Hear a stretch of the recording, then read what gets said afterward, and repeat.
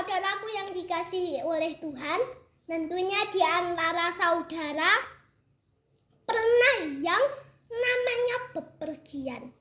Saat bepergian kadang melewati yang namanya jembatan. Tapi jembatan itu mungkin ada yang rusak. Nah, apa yang kita lakukan? Tentunya kita tidak akan sampai di tujuan kalau kita harus melewati jembatan itu rusak. Saudara, pada awalnya Bapak merancangkan setiap kita dalam perjalanan ini indah. Perjalanan ini supaya sampai di tujuan dengan baik. Tapi kenyataannya oleh karena dosa dan pelanggaran manusia, jembatan itu rusak. Jembatan itu hancur karena pelanggaran dan dosa manusia. Dan kita tidak bisa terhubung lagi dengan Bapa.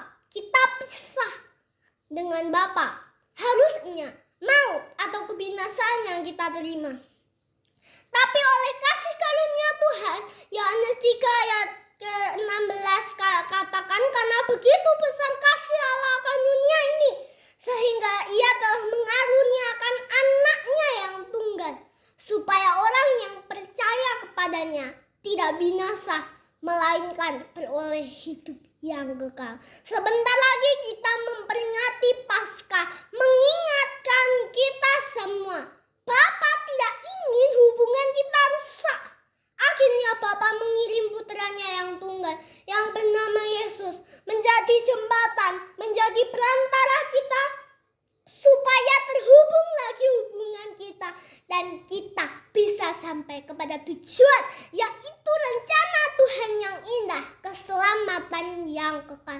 Jadi pastikan dalam kehidupan kita menyelesaikan perjalanan ini dengan penuh kehati-hatian, menjaga dengan benar kehidupan ini, supaya kita memiliki hubungan yang harmonis lagi dengan Tuhan sampai pada akhirnya.